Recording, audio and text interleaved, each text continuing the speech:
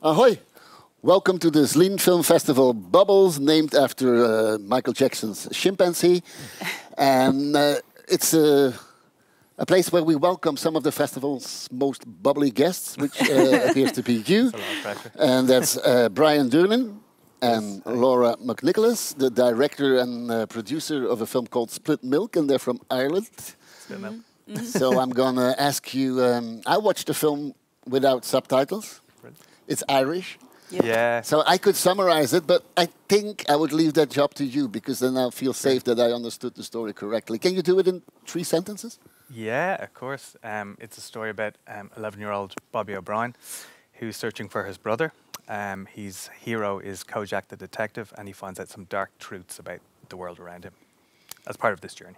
And it's set in 1984 in Dublin. That's right, yeah. Which is then something you had to recreate. Yeah, that was, I mean, so it is an indie movie. It's, you know, we had a limited budget, you know, but we were very lucky. We had a lot of support from Screen Ireland as our key funder. We had to find locations, basically, which were going to work, which didn't require huge amounts of, I suppose, they all required post-production. We went out with the idea of finding locations, which looked like they would have been in the 80s. But the thing is, when you start to boil it down, you take photographs, there's satellite dishes, there's signposts, there's everything has changed, lampposts, we were quite lucky in that we decided to film in Dolphin House Flats, which are one of the first corporation housing projects that were built in Dublin in the 1930s. And they have one block that there weren't many people living in. So we were there for 3 weeks filming. And so obviously the nature of the building, they were built a long time ago. There was, you know, the interiors were all kind of period appropriate. Yeah. So it was more when we were out in the road that was a challenge, more of a challenge. Yeah, it was the exteriors. I mean, we were actually lucky we found an apartment which was almost a kind of like a time capsule. Yeah. So we a lot of amazing production design went into it. That's the key. Well, in the time capsule is also one very famous guy. Yeah. Kojak. Yeah. How big was he in Ireland? Did you have to pay credits to Kojak? Yeah. You wouldn't be surprised that in a certain period of my life I was compared to Kojak, and not because I was such a good detective. But do people nowadays still remember Kojak? I think the bald detective. Our generation, you know, the iconic lollipop. I think even if you probably didn't watch the program, you'd watch it. I think when we were growing up, you know, when you were a student at university, you know, a lot of American 70s detective shows were on at 2 o'clock, you know, in the afternoon. So you'd have your lunch and be like, oh, I need to study, but you'd end up watching the detective show. And so people know the style. And there's a sense of nostalgia in the film. Obviously, we're set in Dublin in 1984. And people really loved that period in Ireland. It was a time of change. And I think, so it was easy enough to tap into that. I think with the detective thing, for me, when I read the script, my dad was big into detective shows. So we used to watch them together, and it was like Ironside and Hill Street Blues and a bunch of other shows. Kojak was kind of one of them. It was probably one of the more kind of fun shows. But it's funny when you go back and watch it now, it's quite gritty. You know, they were trying to actually be The Wire at the time. That's the interesting thing. And Columbo has gone incredibly slow now. Yeah, absolutely. Yeah. You need patience, which people don't have anymore. Because we talk about slow, the rhythm of the dialogues is not slow at all. No, is it the Irish language or is it the acting? And especially the two kids together, like the boy and the girl, who are best friends and who are running this detective agency together. When they talk to each other, it's like chuck. It's the Dublin. It's a Dublin thing, big time. And it's a lot of it's Cara's writing. I mean, when I read it, I was going, it feels like rhythm will be a huge part of like how we create this world and these characters. In the very opening scene, they're all talking at the same time over each other, and that's just very normal in, you know, kind of Dublin circles. We're all kind of eager to get our point of view across, you know what I mean? And people actually just, not that necessarily you're not listening to what the other person's saying, but sometimes you just kind of banter. Yeah. The banter. She just did it. Exactly. She did it. We know each other well. That's it's like, I suppose we call it banter, and it's just having a bit of crack and a bit of fun, and you know how we express ourselves. Yeah. What's the importance of brothers? What Brothers, can they mean for each other? There's a part of the story that is about the bond between The brothers, yeah. the brothers, the younger one and the older one. Yeah, I think that's what's beautiful. I mean, so there's the bond between Bobby and his mum, Maura, and there's the bond between him and Oisin. And I think with all those, so there's a few years between them, so you kind of start to put on a pedestal, you know, your siblings, you know, even if whatever they're into is the cool thing that you want to get into, and he kind of idolizes his brother, even though they're very different. Like Oisin is a guy who plays sports, he plays football.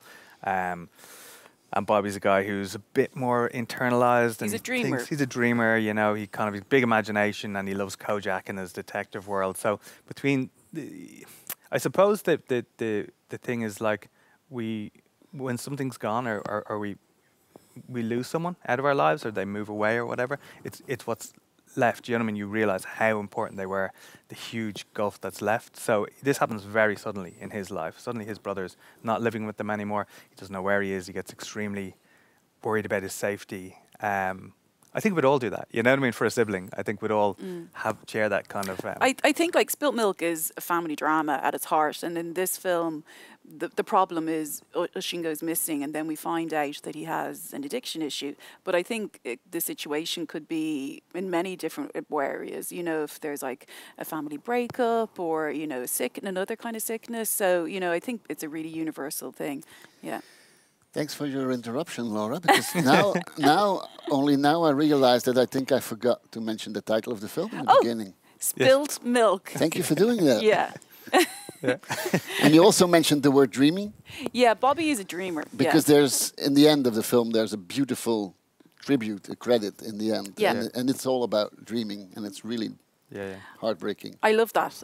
And that was my idea, and in the edit, and but yeah, no, it is, and I think myself and Brian are both parents. My son is 8. Your sons are 12 and 14. Yeah. So I think for us it was very that personal sense of what Maura and John, the parents, are going through. We really connected with that, and I think, as parents, we all want to protect our children forever, but you can't.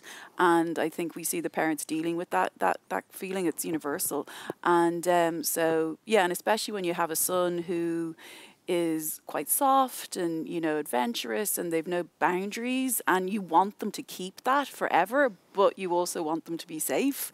Yeah, and they're going to have to grow up. Yeah, so I really feel like, and I think we all felt that with that. Thank you for mentioning the ending. I feel it's like the most blessed thing or you could give your child is the ability to dream safely.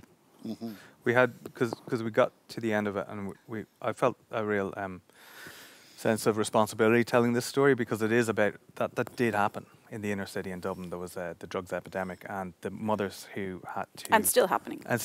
Yeah, it's still going on, but at the time they went out and they protested, and they had to be so brave, to stand up to this. And they had to do some things which were incredibly difficult. Do you know what I mean? They wanted the drugs out of the flat, so therefore even the addicts had to go, which is just unimaginable to me as a parent. So we felt that it needed something to mark that at the end. Actually, I had another question, and we don't have time to ask it, but it was about the film being a tribute to motherhood, because in a way it is. But big time. But unfortunately, I have to ask my last question, which is the same for every guest in the festival bubble.